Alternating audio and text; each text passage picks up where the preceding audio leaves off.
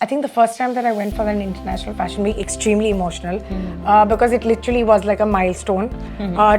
Firstly, to represent your country is very, very big. And I also constantly feel that this industry is very inclusive and age inclusive because I've never had a client or a brand who's not wanted to dress me or not wanted to have to work with me. Even though I'm of a certain age or even though I've really grown up kids, I feel like it's a whole load of inspiration. You kind of get to soak in the inspiration from the designers. You get to see the most beautiful garments and creations. Absolutely. Because fashion weeks are one thing, but couture week just takes it up a notch. It's always over the top. It's grand. It's about the extreme detailing, which is what I enjoy about their shows. Firstly, I think luxury is a term that it's such a wide thing, right? Like luxury extends not only to fashion but to so many aspects of your life. Like luxury to me would be time. Luxury to me is the luxury to spend a beautiful vacation with my family. Right. So luxury is just now so different. Luxury is also about curated experiences for me today. So it means so many different things. This is an ABP Live Podcast. Hi guys, welcome to another episode of Bollywood Binge and Beyond. I am your host Niharika, Nanda, and today with me I have a very special guest. We are here at the heart of Indian Couture Week 2023 and we have with us Miss Khushnaz Turner, aka Kat Diaries. Hi guys, really excited to be here with you guys. It is all our pleasure and welcome to Bollywood Binge and Beyond. So tell me, Khushnaaz, how has everything been? What's up? What's going on these days? So it's super hectic for us. Any fashion weeks are hectic. Couture Absolutely. weeks are also hectic, even though we have only maybe 1 or 2 shows. But it's a lot of fun. It's a lot of catching up with people from the industry. It's a lot of fun to just be here to soak in all of this. It's always exciting. Absolutely. And how has Indian Couture Week been up till now? We are on the last day. And how are things going on? How is the rush? Like I said, it's just always super hectic. But it is, I feel like it's a whole load of inspiration. You kind of get to soak in the inspiration from the designers. You get to see the most beautiful garments and creations. Absolutely. Because fashion weeks are one thing, but couture week just takes it up a notch. Absolutely. And that is super exciting to be part of. Right. And what has been one of your favorite parts till yet? So the favorite part for me is, it doesn't start with us over here.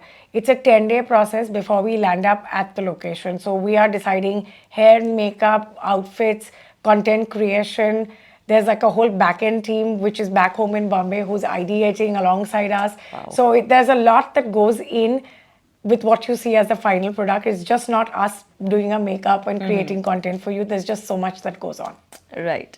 And this year, things have been pretty grand. We saw such amazing designers. So, any one designer who really inspires you or whose work has really, stuck with you? So for me, it's always Falguni and Shane Peacock. I have a personal relationship with them. Also, they're one of the designers who've always promoted me. Keeping in mind my age, they're also very age inclusive. They're actually a very inclusive designer. The Couture Week shows feel very couture. It's always over the top. It's grand. It's about the extreme detailing, which is what I enjoy about their shows. Absolutely. Now, coming a little towards fashion in general, you are a luxury fashion content creator. You are a fashionista yourself. And what is fashion for you? Because for a lot of people, it's expression. For a lot of people, it's luxury. For a lot of people, it's 100 other things. What is it for you? Fashion to me is a very integral part of my life. It always has been. I also used to be a stylist in 2012. So this is something that comes, extremely naturally to you. Yeah. So for me, it's a very, very important part of who I am. And hence, dressing up and looking a certain way has also always been very important to me. Right. So what is more fun, being the muse or being the one behind the entire dress and the entire styling? I think I could do both because I also do personal styling now for some clients. Right. So I am behind the scenes. Of course, it's not easy to kind of now be somebody who's taking instructions from somebody else, but it's always fun. That is also far more rewarding when you're making somebody look a certain way. That is also lovely. So right. Okay, and we all know Kat Diaries, but who is Khushnaaz when she's not in front of a camera? When she is just with her own self in her me time. Who is she? So Kat and Khushnaaz are very alike. They might be different in the way they dress up because they're two very separate personalities. One which is work for me and the other one which is very, very personal. Right. And in my personal space, I dress so differently from my professional space where I tend to take a lot more, I chances and Right. I'm experimental with my looks. Right. But in my personal space, I'm very, very elegant. I'm very simple. It will be very few accessories. I go by the rule of less is more. As in, at work, it is more is more. So Right. that is the difference between Kat and Khush. But otherwise, in the sense that as a personality, I'm pretty much the same. There is same. no difference in the personality at all. Okay, and fashion is a lot of things. There is fast fashion, then there is quick fashion. There are go-to, clothes for people, and then there's luxury fashion. What do you think is fashion in general? Is fashion only luxury, or there can be other bits to it too? Firstly, I think luxury is a term that is it's such a wide thing, right? Like luxury extends not only to fashion but to so many aspects of your life. Like luxury to me would be time. Luxury to me is the luxury to spend a beautiful vacation with my Right, family. right. So luxury is just now so different. Luxury is also about curated experiences for me today.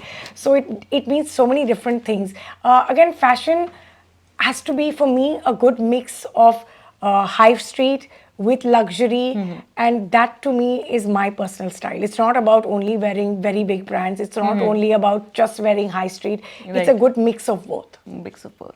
Okay. And when you are at home, when you're away from work, when you are not a content creator, you're not a fashionista, you're just with your family. What is it like? Who is that personality, and how different or similar is it to Khushnaaz and Kat? So when I started this, the reason to start this was that people thought that in my personal space, I'm the same person. So I love to get dressed.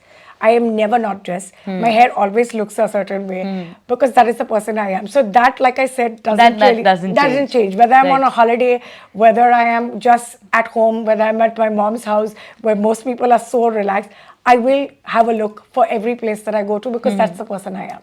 Okay. So then if you'll have a look for every place, then let's play a small game. I'll Sure. just give you like a couple of occasions and you have to give your perfect, look for that particular Superb. occasion. Let's do this. Okay. A beach holiday. For me, that would be my bikini top, a cute skirt, and maybe a cover up and a hat. Okay. Sorted. For a fashion week. Fashion week is if it's a little bit of the designer, but a little bit of personalization, so that my personal style comes forward through the designer's outfit. Okay. A professional conference. It's a pantsuit, always like I am wearing today. It's my go-to. Coordinated sets are also my go-to. Right. Okay. A party at a club. Something super sexy, something super short, something very, very hot. Okay, as you are. Okay, now coming a little away from fashion, you also have the travel bug has also bit you. You love traveling. We've I seen on absolutely your love traveling. If I could vlogs. spend all my money on travel, it would be there. That is how it's Yeah. going to be. So, what is that one go-to destination that you absolutely love, and you can just close your eyes and book tickets like that? There are so many, but a beach holiday always feels like fun. Actually, any vacation with either my husband or my children is a good idea. Right. Having said that, Paris always feels like a great idea. Europe, strangely, just works beautifully for me and my husband. We take off ever so often because whenever he goes for work, I join him and make it into a not so work trip for myself. Right. So I think Europe and any beach holiday is also a super destination for me. Okay, and what has been one of your favorite places? Like, I'm sure that you visited a couple of places. So, that one beautiful place with beautiful memory that you would like to share with us? So recently we went to Barcelona and Portugal, and we were so blown away by Portugal because not too many people have been, and that we thought that the people, everything was so much cheaper than anywhere else in Europe. The fact that Portugal is just so beautiful is also extremely safe. That's what I loved. I literally am promoting Portugal, if I may say so. And of course, that must have tried a couple of, many food items, many delicacies as well across Europe. So, any one such delicacy that you really loved? For me, I love trying new things, which is big part of who I am, and hence I think I can't really tell you what is that one thing, but what excites me when I land in Europe is to see that little glass counter which has all those pastries and the sandwiches. Right. For me, that's very exciting. Right. We crossed one such counters downstairs, and me and my colleague, both of us, Yeah. we were just eyeing that if only we could get that right now. Okay. So, having talked about travel, having talked about fashion, this year, what did you feel at the Indian Couture Week was a little different, a little unique? I think every couture week is different because also there are like a whole mix of designers. Also, not all designers are the same ones that I Right. saw last time. What I thought that I think I've become a pro at doing this. Clearly, I've done too many fashion weeks in India and around the world, and hence this becomes so much more easy. Also, I have a team with me this time, which has made my life super easy. So I think that Right. kind of adds to the fact that when you travel abroad and you don't have a whole team, life isn't as easy as Right. You have to doing this manage within everything on yes. your own. And this makes it easier when you're within the country because then things just fall into place. Absolutely. And since you mentioned that you have been to a couple of fashion weeks abroad as well, what difference do you see as far as India is concerned and as far as any other fashion week outside of India is concerned? So the one thing they're very, very particular about, and very seldom, rarely will you see a show which is delayed. By Delhi standards, everything gets delayed by at least an hour. We Bombay girls Delhi actually times don't are different. Yeah, we don't get this because even when Lakme happens in Bombay, we're always on time. And even when we girls reach an event, if the timing is 11, we will be there by 11:15. Right. So by Bombay standards, this is how it functions, and we can't really understand Delhi. So I think besides that, I feel a fashion week pretty much runs similarly around the world. So I've been to the one in Milan and in Paris, and I've never seen the difference. I still feel the crux of it is still fashion. It is the designer. It is showcasing his talent.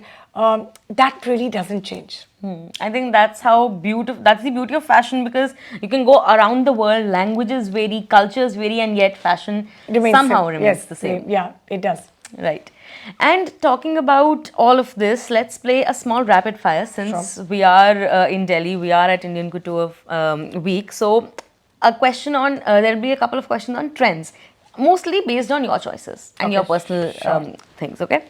So the first one is your favorite trend these days, 2023.